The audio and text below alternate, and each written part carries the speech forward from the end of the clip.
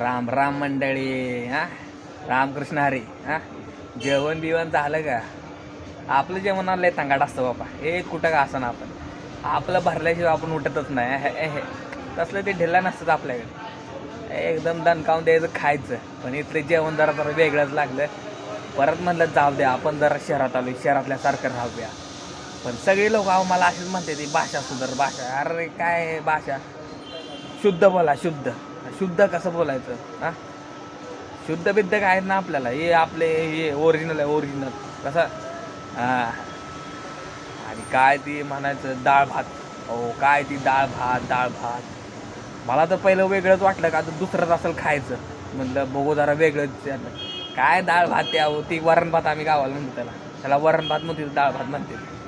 आणि तो अहो काय ते 4 वेळा खाते ती. हा, 4-5 वेळा दिवसात नाही सारखं 2-4 दिवसांसारखं डाळ भात खाव.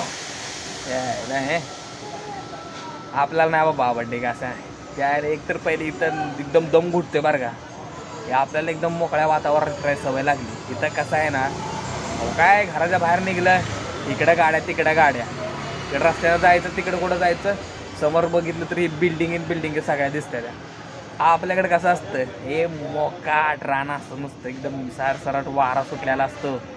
काम करायचं, अर्धा झोपायचं, परत काम करायचं, यायचं घरी, एकदम मस्त असतं. इथं काय माणसं अहो, सकाळी गेलेलं ते 8 वाजता कामाला, संध्याकाळी 8 वाजता आले. 12 तास झाले आणि म्हणते लय काम होतं. काय लय मेहनतीचं काम आहे आमचं. लय भाऱ्या आनंदी असतो आम्ही. असं तोंड बिंड असं करून येत नाही आम्ही कधी कामावर नाही घरी. कशी येते ती कामाला जाताना, तशी जाते धरून नेल्या म्हणे, येते धरून आणल्या म्हणे. हे बरोबर नाही.